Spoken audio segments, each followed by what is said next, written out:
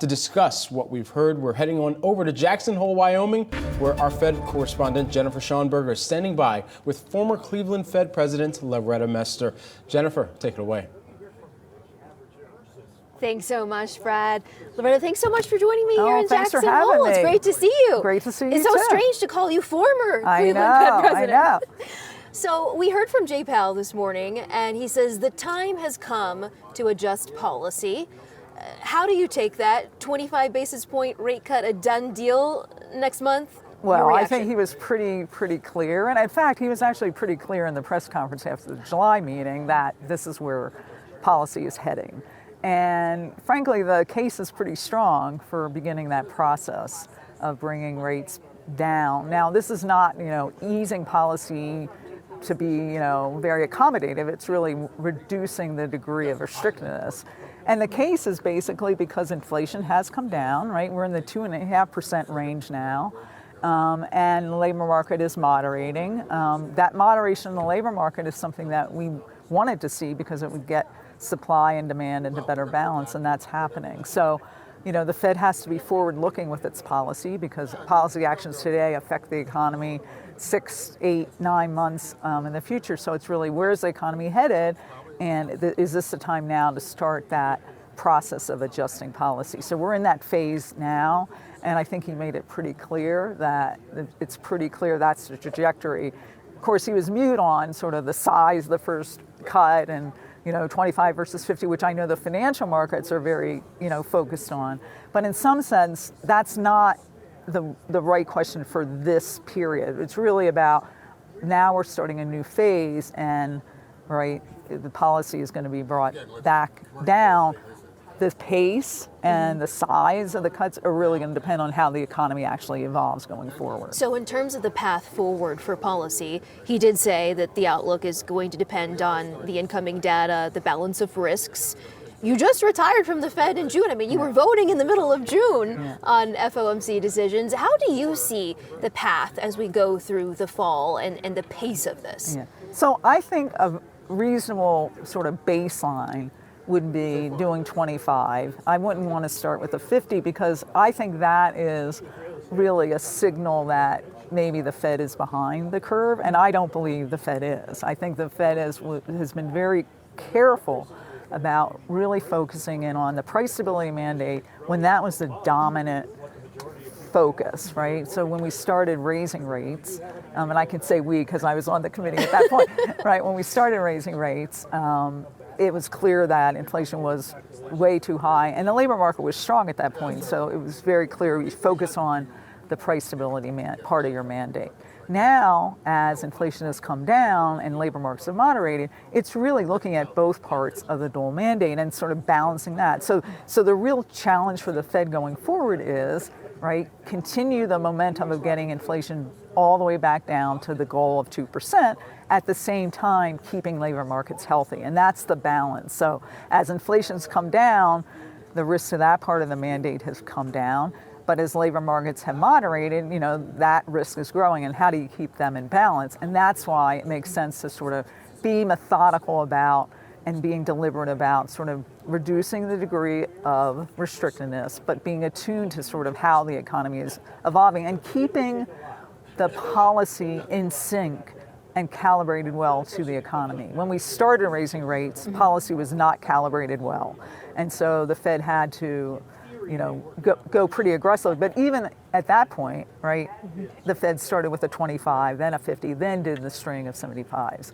Here, right, the desirable path, I think, would be to do several 25s. And is but that of course, quarterly? Is that every meeting, every other meeting, quarterly?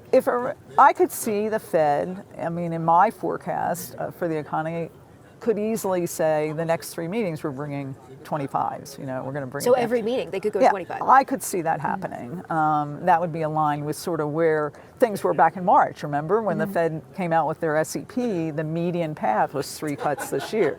So, where the economy is, and given the speed which was inflation came down faster than the Fed was expecting. I could see that happening. But again, it's going to really matter on how is the economy evolving, and what is the whole, and when we say data dependent, or the Fed says data dependent, I think sometimes it's misconstrued as like each data report, and you'll see the markets gyrating. But really it's like, what is the data telling you about the outlook? Right. Because that's the, we have to look forward. We have to be really looking where the economy is going, not just where it is today. How much of the change in policy path now, we're now entering a new regime, as you said, and it's more about not just we're cutting 25 in September, it's about the path of policy. How much of this is to ensure that economic growth continues and that we avoid a recession? Chair Powell seemed to be very fervent about staving off any weakening in the job market. That seems to be the new focus now. They seem to feel that, to your point, inflation is sustainably coming back to their 2% target. It's on the right path. They don't think that the job market is inflationary at this point. What's your sense of the economic outlook, why they're moving now, and the job market? No, I think it is about really balancing both parts of your mandate, right, and balancing the risks around them. And, the job market is still healthy, right? And the key is, can we get to 2% inflation, keep the job market healthy, and calibrate policy to achieve that? And I think that's what this is about now. And it's sort of making sure that you don't allow policy to get behind or get ahead of itself, and keeping it in tune with where the economy is headed, keeping that dual mandate, right, firmly in focus. And I think that's kind of the challenge going forward. Do you think we will achieve the soft landing? Well, I think we have a good shot of it given where things are, but that's what you have to be attuned to, and you have to be viewing other scenarios that are possibilities. There could be shocks coming that we're not anticipating. There are many things that can happen in an economy.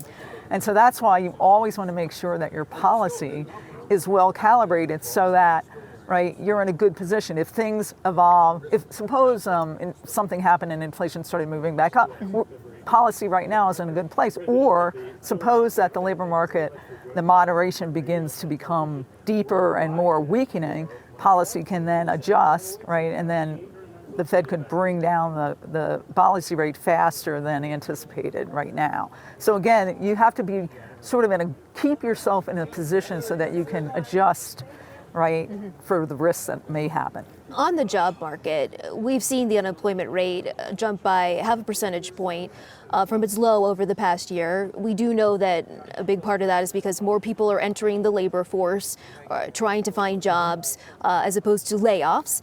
Nevertheless, typically when we've seen that jump, the unemployment rate starts to move much higher, faster, and the economy has entered recession. So my question is, can the labor market continue to cool without a recession? It will probably continue to cool a little bit because, we haven't seen it get totally back into balance. However, right, that's why those risks have gone up on the labor part of the mandate. So that's why the Fed has to be very attuned to what's happening in the labor market. It's still a healthy labor market. And yes, the unemployment rate has gone up, but it's still a low unemployment rate from the point of view of historical.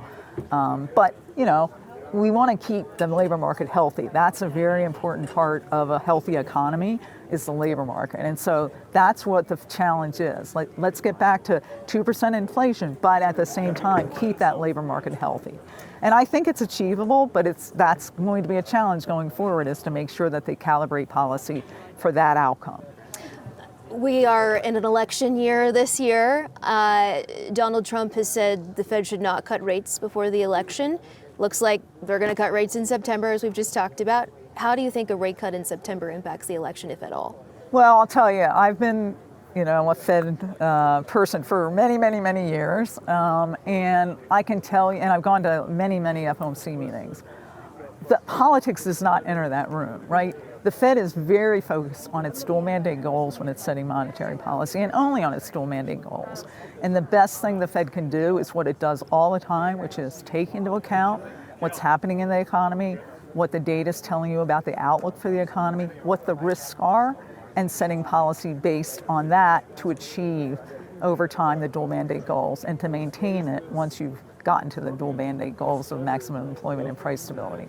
So we don't consider, or the Fed doesn't consider, right, the political situation. And in fact, that's important, because having an independent monetary policy everything that you read, all the research, right, has shown that that actually yields better economic conditions for the country. Loretta, thank you so much for your insight. It was excellent. So appreciate it. Oh, thanks for having me. Look forward to talking to you again soon.